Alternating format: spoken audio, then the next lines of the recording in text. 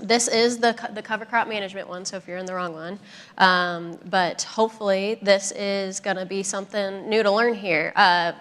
My name is Abigail Peterson. I'm the Director of Agronomy here at ISA. Thank you for joining us here today. Thank you for joining us at the session. We are going to focus on cover crop management. I am thrilled to be joined by two of the most highly known experts that I know, Dan Schaefer and Jim Isermann.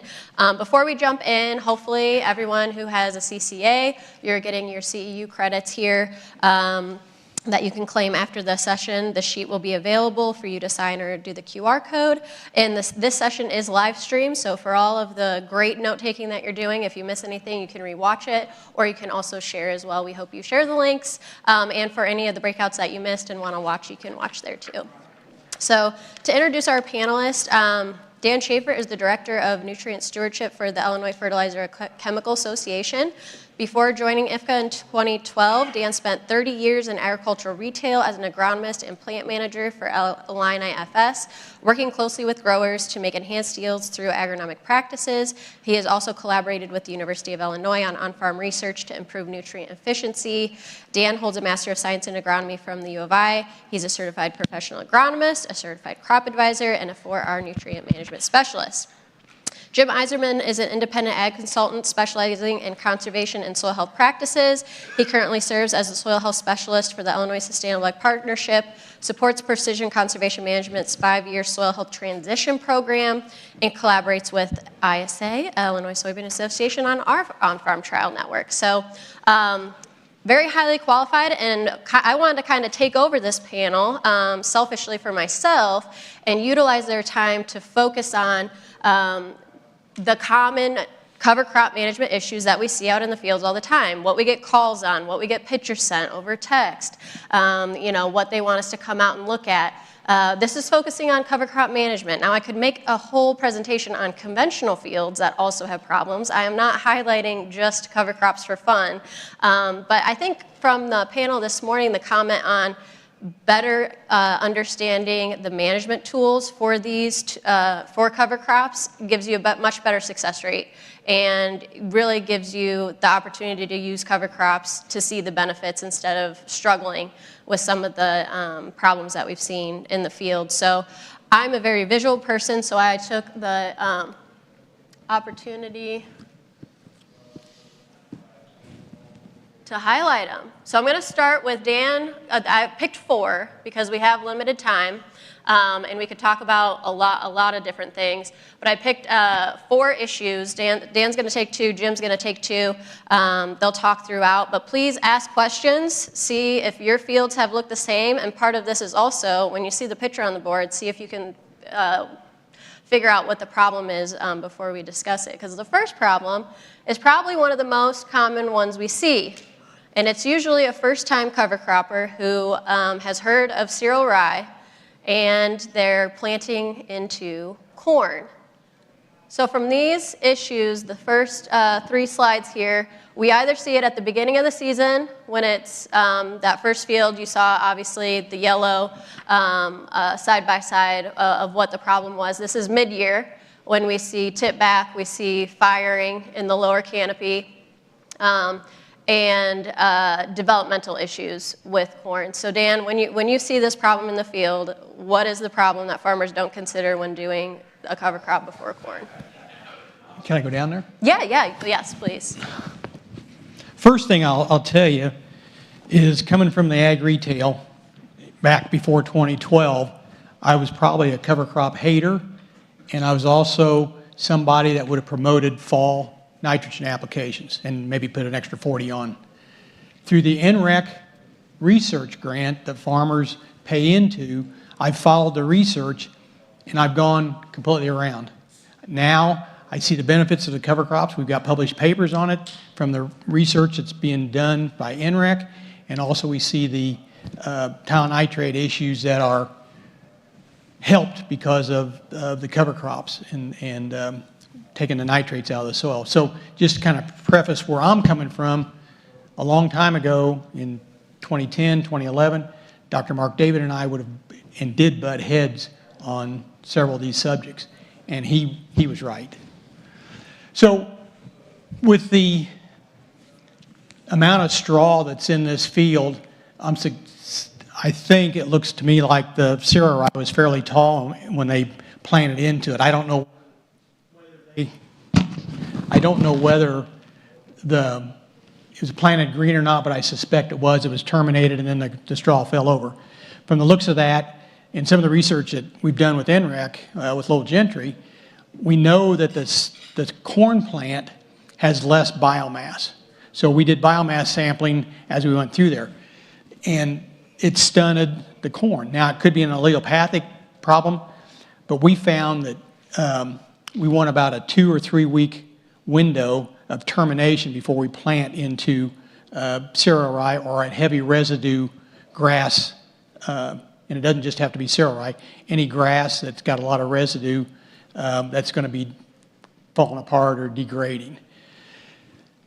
The other issue that we've learned to deal with is the amount of nitrogen to have up front when you're going into a high residue situation. And this can be corn on corn, where you've got a lot of corn stalks. It can be a cover crop situation.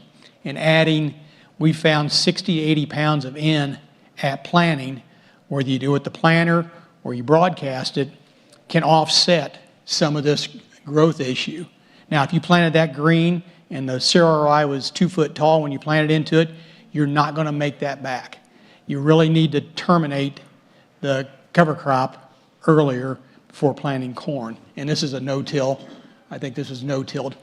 A lot of our research dealt with strip till within cereal rye with corn planting. That also helps. But we found out that we did 3 different termination dates. The first termination date, when the cereal rye was 6 inches tall, about a half ton of biomass, we didn't have an issue. The higher the biomass of the cereal rye, the more problems we had with the corn yield. And it was very telling. But one thing I will tell you, if you got high residue, get some nitrogen there up front. Don't wait to side dress it. Get as much, and the successful people I work with are running about 60 pounds with a planter treatment. Am I supposed to point this somewhere?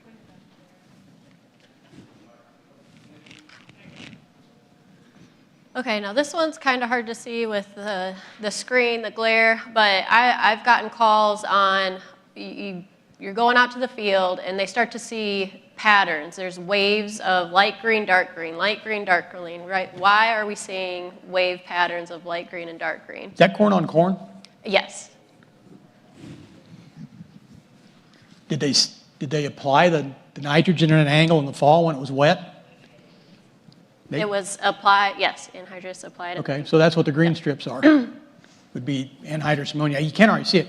I've got really bad cataracts, so I can't even distinguish who's out there in front of me right now. But earlier I got to look at the slide, and I can see the green strips. Yeah, so. It's unfortunately, I think the screens, but when you get the farmer call, you can see the light green, dark green pattern. And when you're an agronomist and you see a pattern, you start right. to think. Yeah, nothing in nature's a square.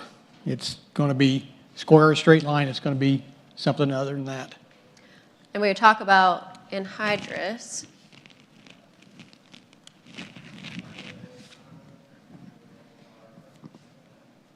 okay, so tell us what happened again with the anhydrous. oh, I was trying to write it down. Oh, they put it on at an angle, so you can see the strips at an angle. Okay.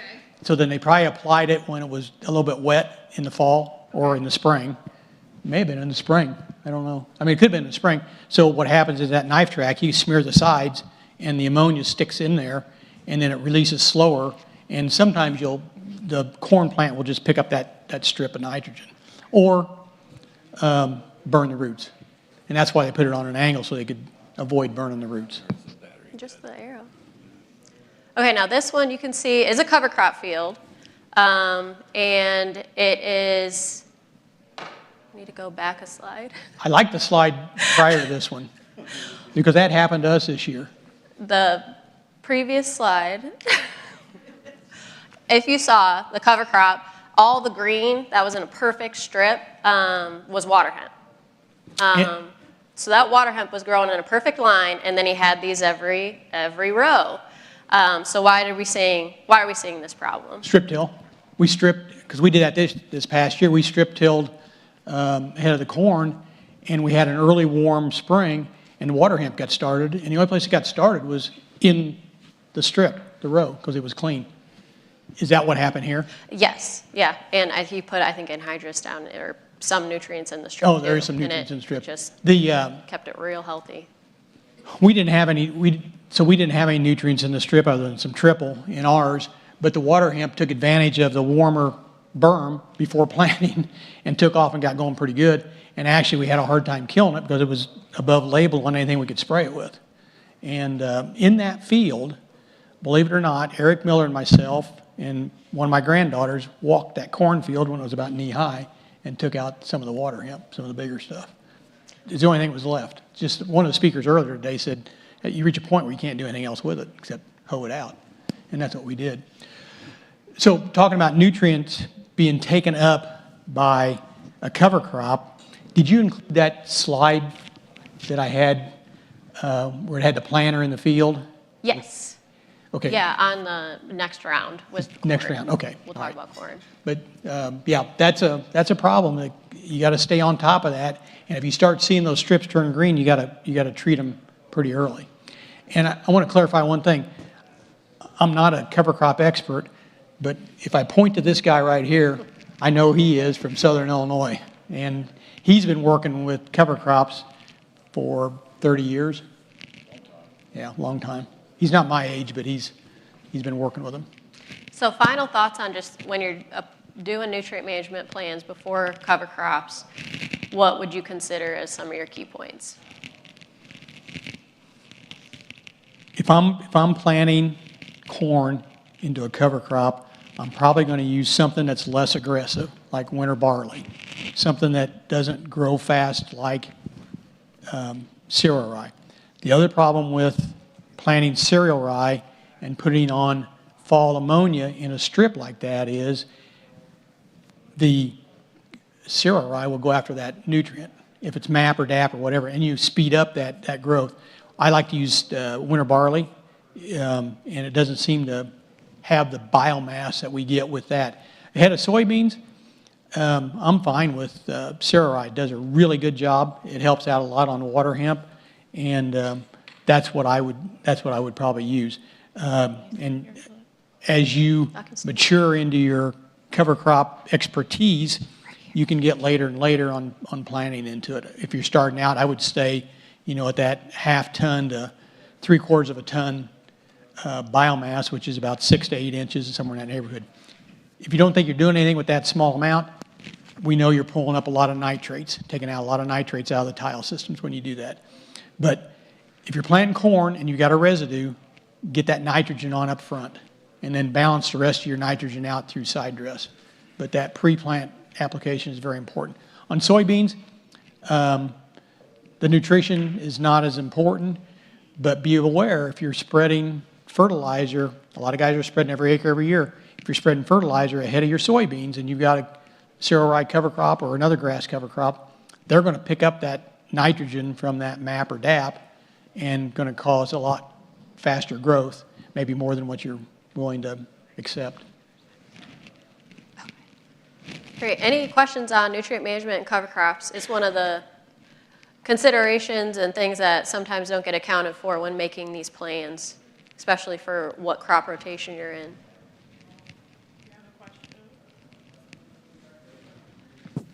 If not, we'll move on to the next comment. If you do have a question, though, let me come to you with a mic, please, so everyone can hear it. Thank you.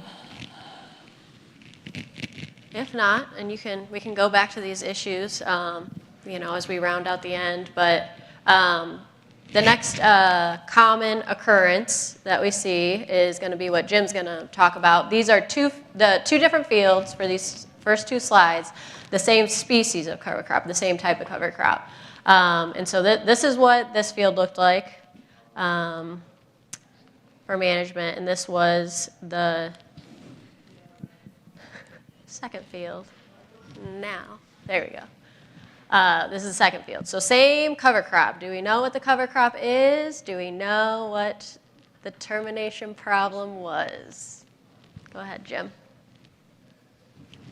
So as far as, the cover crop, as we go through this, we're going to kind of identify a few different key points here.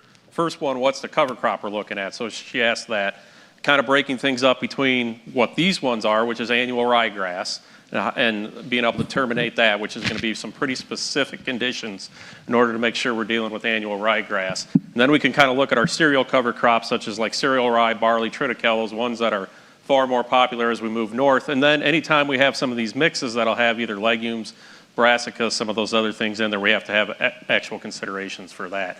So as we get started here, these first two problems are on annual ryegrass fields.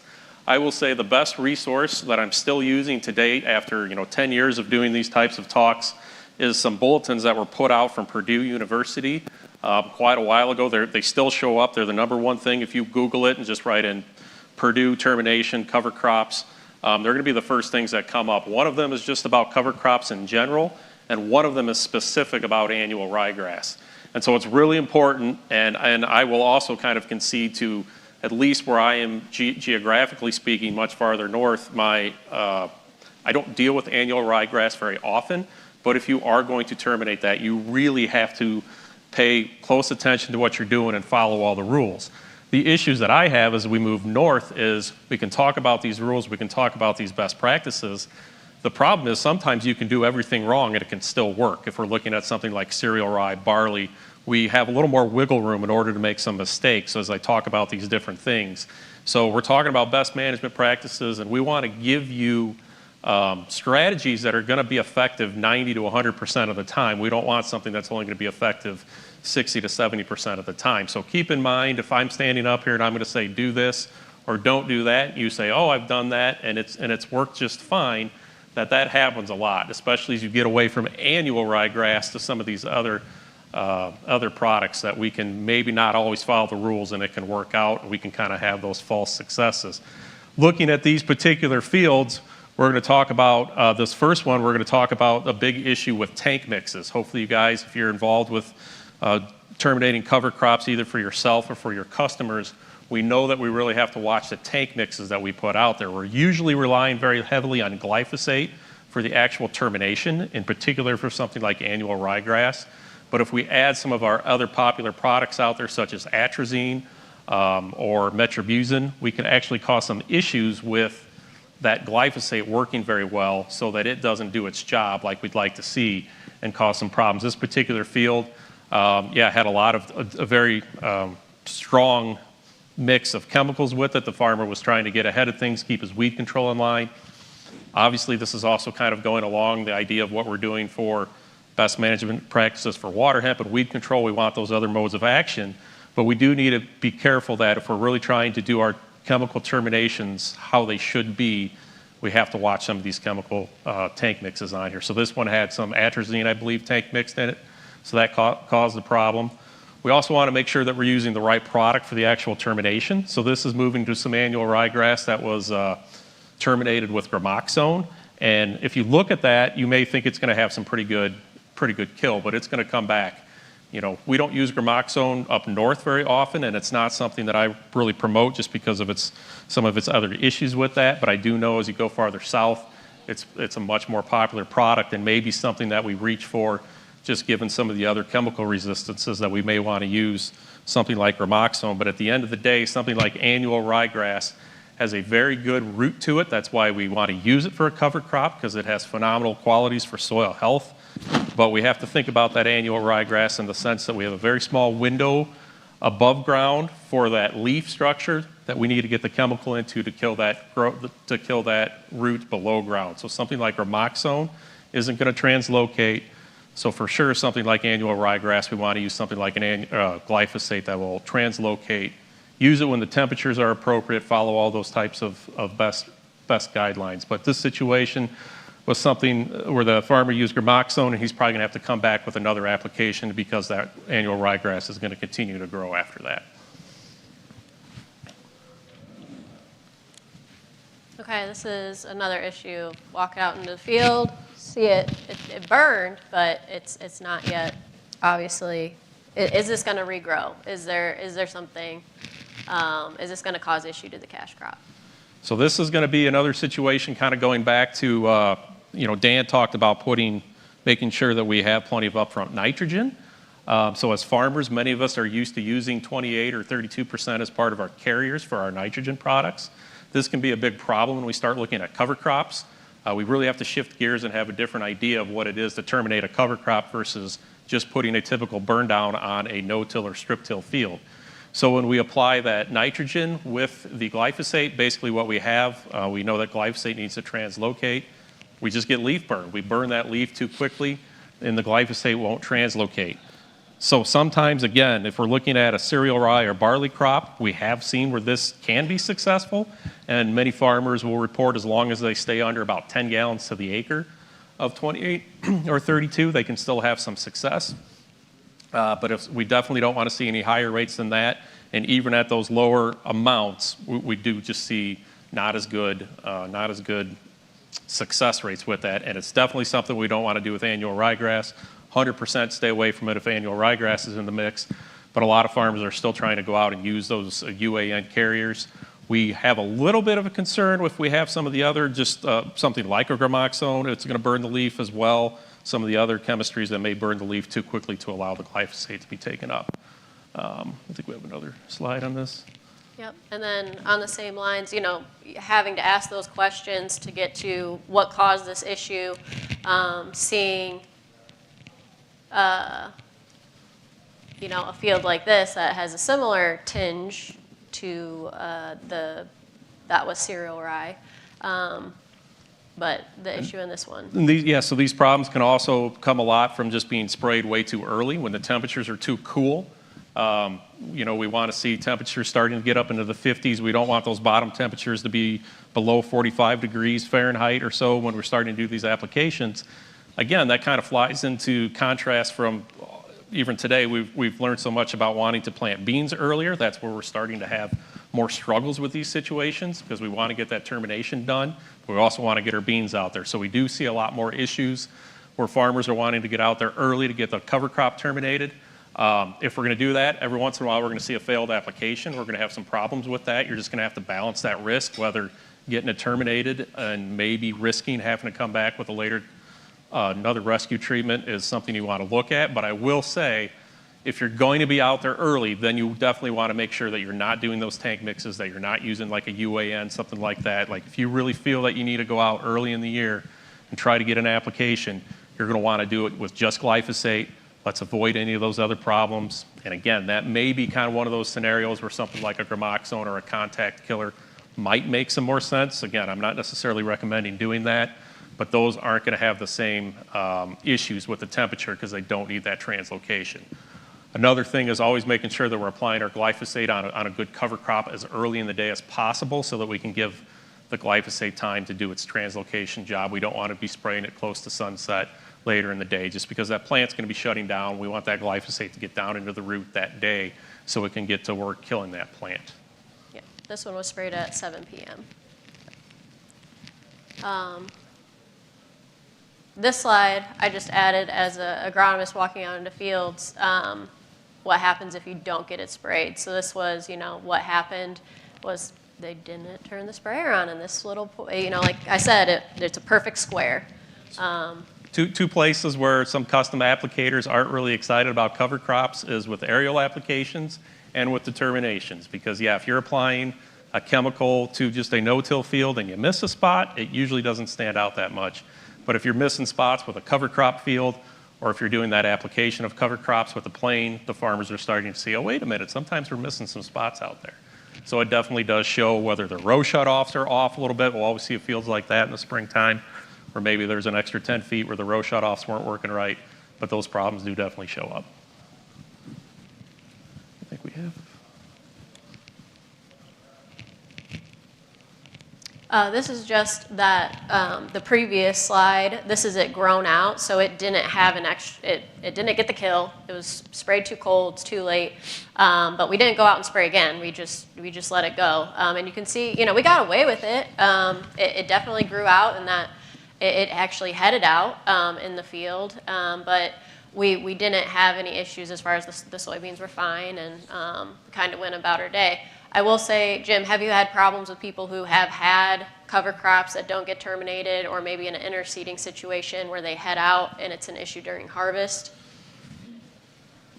That can definitely be a problem, and I think to stress on this is, again, looking at the cereal rye, if it's a failed termination, is far less of a concern compared to if it's like an annual ryegrass. Because you'll see this crop has regrown, and lots of times what will happen with cereal rye, as long as we get it before flowering, it's not going to die as easily, but it'll often tiller back out. So we may have killed that top growth, and you'll see this is why farmers wait until anthesis or that flowering in order to do that roller crimping pass for termination, because if you do it earlier than that, you get this tillering out. So I think the important thing to notice is that is headed out, and those can actually produce viable seeds, which could be maybe a little bit of an issue if you're in an area with wheat and you don't want that voluntary rye coming in. So it is something to pay attention to, that cereal rye it is photosensitive. It's going to be told by the day length whether or not to put a head out, so it doesn't necessarily have to get back to 5-6 foot tall to put that head out. But you can also see it's probably not going to grow back aggressively. Something like soybeans, it's not going to cause a problem. You may have a problem if you're looking at something like corn.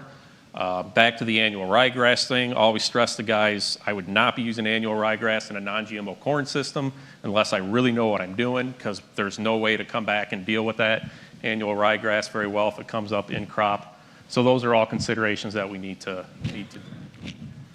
look at. And I don't know if we have any slides going beyond like the cereal rye or the annual ryegrass, but if you have anything else like a legume or a brassica or something in there, we really need to look at having like a 2,4-D product in there to get that termination done, because that glyphosate, particularly in the spring, might be fairly weak. So this is the next example of when we're talking about termination. This is Find a Post, because that is our herbicide program at Peterson Farms. And then I added a little cutout of a common name brand. Matador was a product that guys were throwing out and using. And as a cover crop agronomist, seeing the active ingredients, what is a highlight for you on these, either the mixes or when you're talking about products that you want to? Yeah, and this can be another disconnect if you're not doing your own chemical applications. If you're hiring someone else to do it, you may not always be thinking through. You buy a product, Matador is a great example. You think, oh, I'm putting out Matador. Well, hopefully most farmers understand that you're actually putting out multiple chemistries when you're doing that. So when we say something earlier, I mentioned metribuzin, which is a fairly old chemical herbicide. It was it's called Sancor as a product, and a lot of farmers may say, yeah, I used that back in the 80s, 90s, whatever it is, but we're not using that anymore. It shows up in a lot of tank mixes. So farmers need to be aware of that they may say, well, I'm not too worried about that, I don't use that product. Make sure you're looking at these tank mixes that may be labeled as one product, such as Matador. It's really a host of different products in there. We want to make sure what's in there. So making sure we're watching out for that atrazine, that metribuzin, and mesotrione's another one that sometimes comes up as an issue, but we don't see that used in burn downs near as much. So making sure that you're reviewing your products, make sure you're looking at those labels and you're abiding by them for tank mixing instructions and plant packs and all that.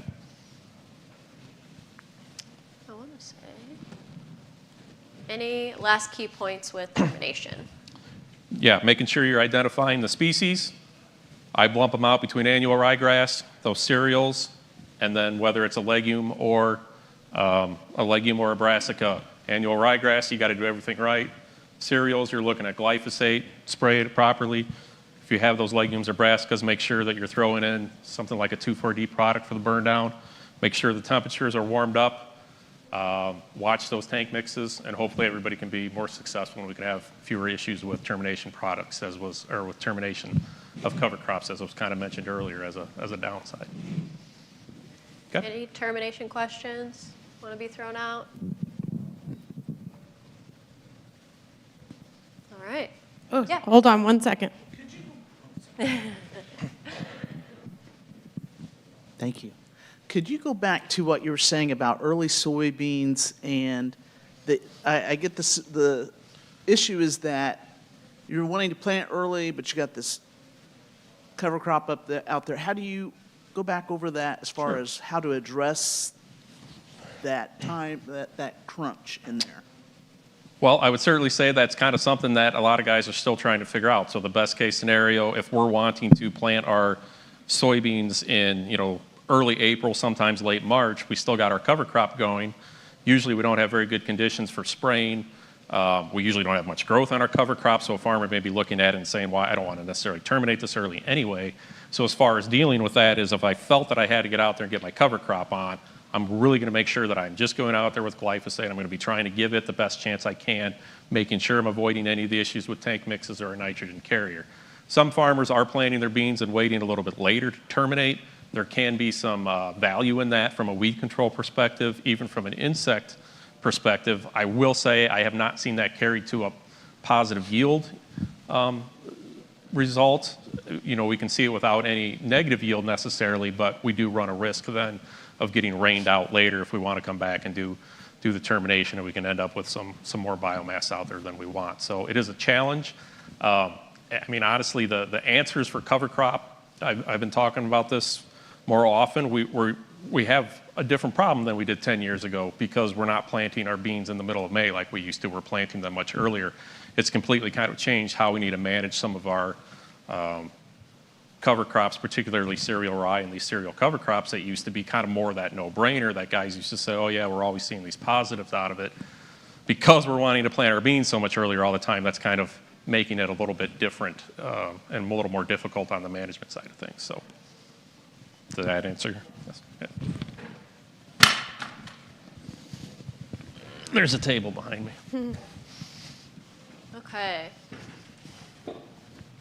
Dan's up next. So the next segment, so we went through nutrient management, went through termination. Now we're evolving a little bit into farmers wanting to do things before corn. So you'll notice here in this field, this is a termination that was at 2 inches of growth, not too bad, of what that corn is looking like. Is that conventional till next to it?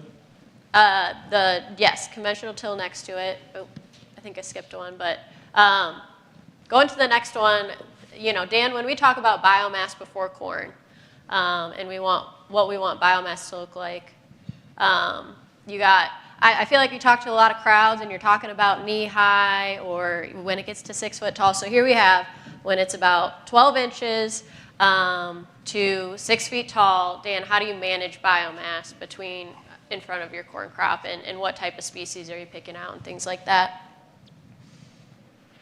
I've got your next slides of barley after this. So that back to that first slide. So there was very little biomass. And what was the cover crop? Do you know? That was cereal rye. Cereal rye. So is that a possible allelopathic response? I don't know. It was no-tilled in there apparently.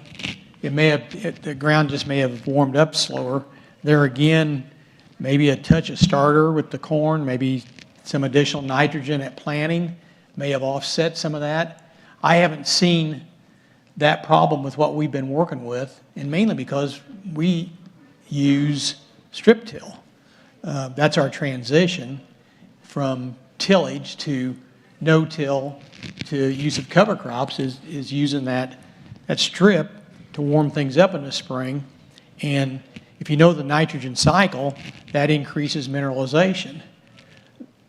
And I should have brought this up when I was talking about the heavy residue.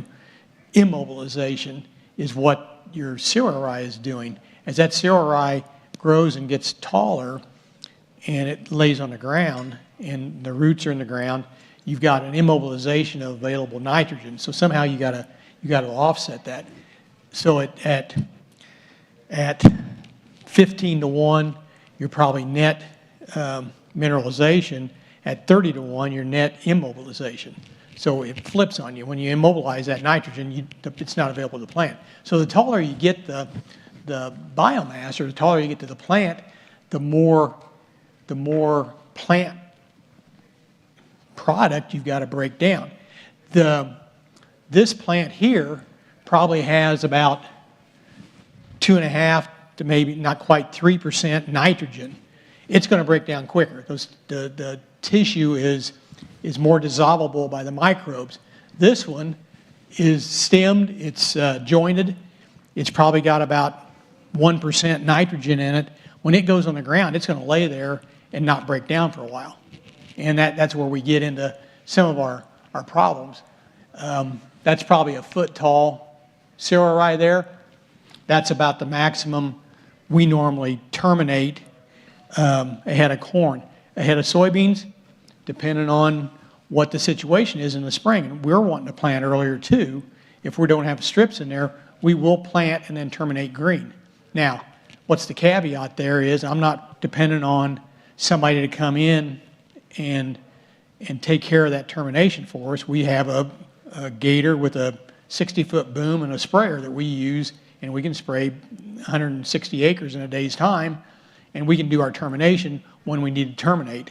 We learned a very valuable lesson one year where we planted green and we had 2 weeks of rain. The beans came up, the cereal rye kept growing, and it was growing good. It was beginning to head out, and we couldn't get ground equipment in there other than a smaller gator. At that point in time, we made a decision to make sure we had the equipment ready to do that. So there's those trade-offs from when you start looking at how are you going to terminate, a taller plant. The modern planters can plant in about anything. I mean, we can plant into no-till, and actually, I'll tell you a secret. If you go from strip till for 5 or 6 years and you're using cover crops and you're in the rotation with corn and soybeans, you're going to be able to no-till. The problems we had back in the 80s when we started no-tilling in this Drummer Flanagan around Champaign County was the ground would dry out and would split open.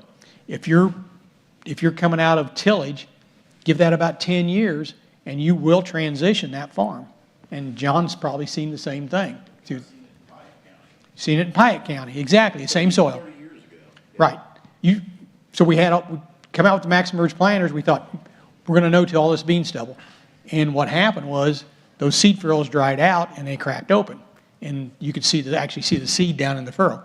But if you transition away from that tillage and feed the cover crops into the system, you can get away from any tillage at all, even strip till. So, here's a mix that was used before corn. Something stands out other than cereal rye in that mix. And so as an agronomist in the crowd, as someone who is using, what is this cover crop that you're seeing maybe used more in front of corn? It's your barley. And so, Dan, your 3 photos are here after this one. So. Go up to the barley one. We'll go back to this one. One more. Go up. You're going backwards. There. Okay, so these are the fall strips, winter barley. This is in a research field, of course, but we find that the winter barley it spreads a little bit, but it doesn't get extremely tall. So then we can hit it with Roundup, and you can do a really nice job with terminating that. And then we've got our tilled strips from the strip till that we can plant into. And we could have planted that green if we wanted to, and wouldn't have had any issues at all with the winter barley. Okay, go ahead and back up. That's the hood of the gator. So this was a Illinois Soybean Association project that I did. It was 2 years ago on this one, and it was in spring of '23 when I took that photo. We was getting ready to plant the beans, and I noticed a difference between the treatments. Well, the only difference in treatments were this was 30-inch rows where it's green with fertilizer in the strip. I had encapsulated nitrogen source, not very much nitrogen. I had a MESC, which is a ammoniated phosphate, in the strip. The light green had no fertilizer. So what happens is the cereal rye, and this was cereal rye because we was going to plant beans, has a real affinity to nitrogen. It just loves nitrogen. That's why we like it in a field after corn ahead of soybeans, is it picks up it scavenges all that extra nitrogen.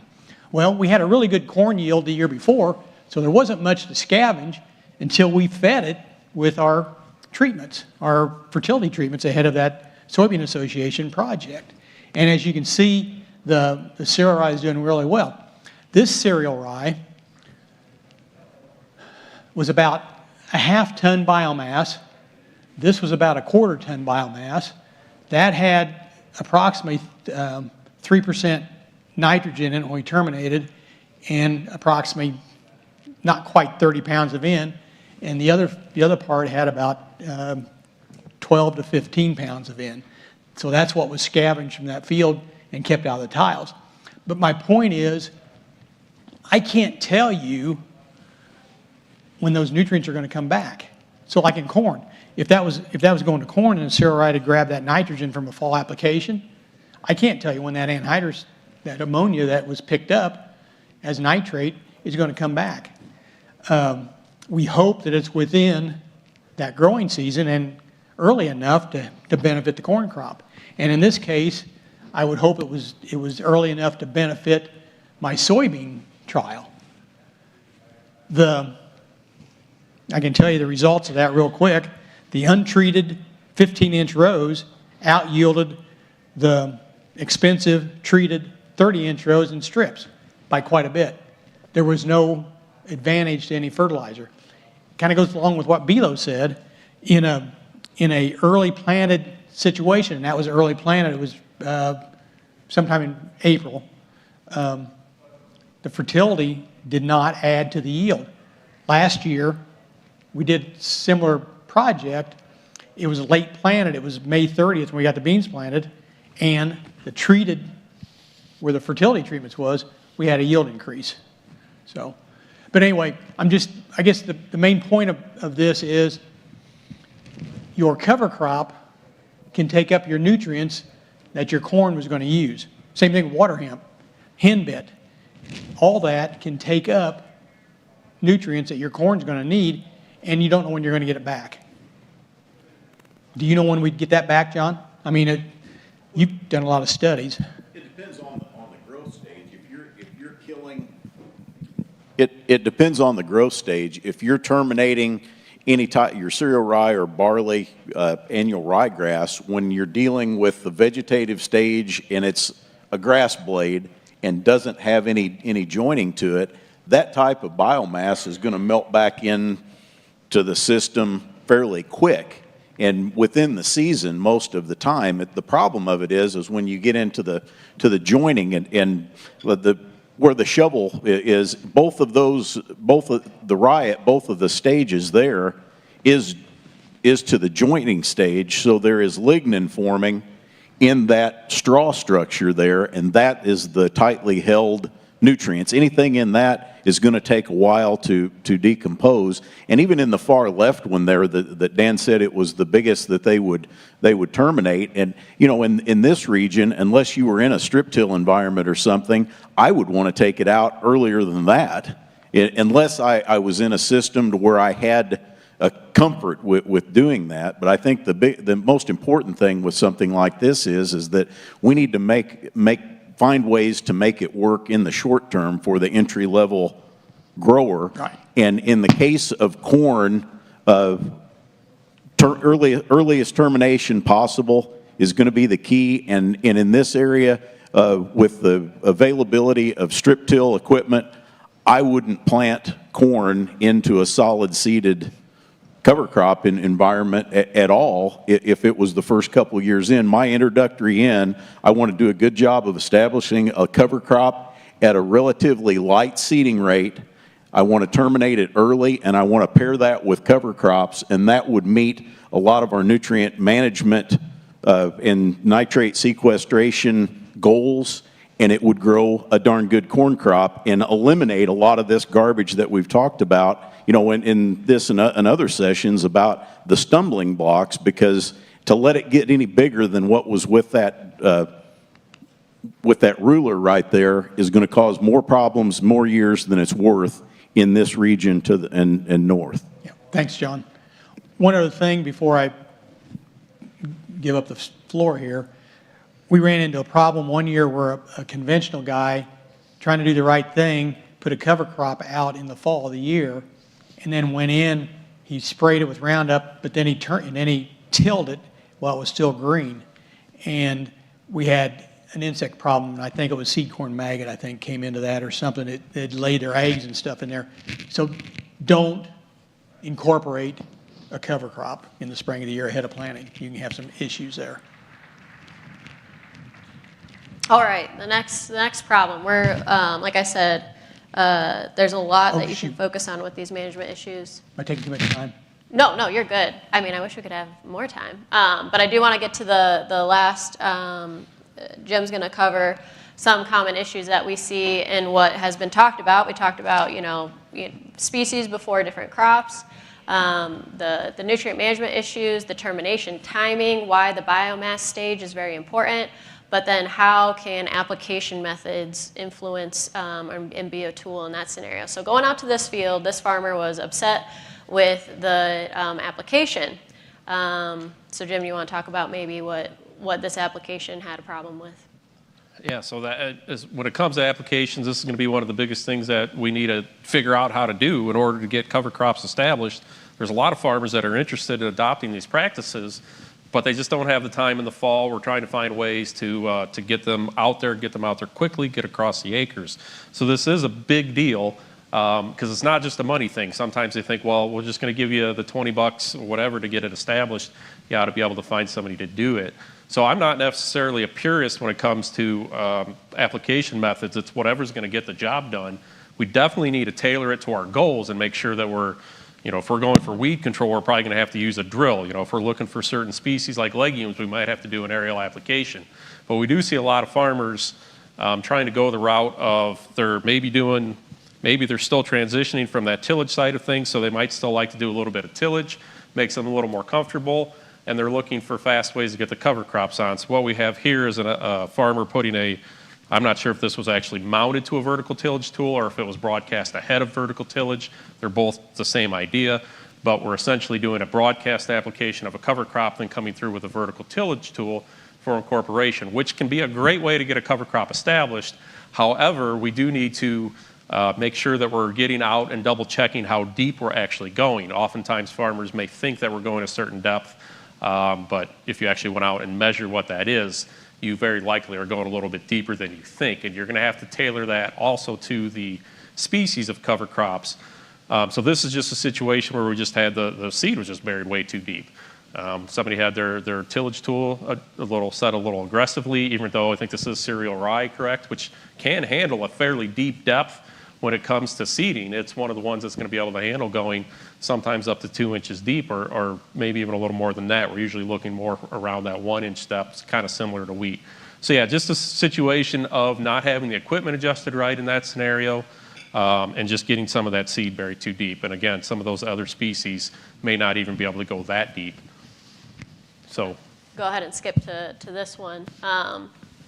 This is a common establishment in an application method. I'm sure if you can guess it, it is aerial. So what kind of concepts do you want to talk about when we're thinking about aerial seeding?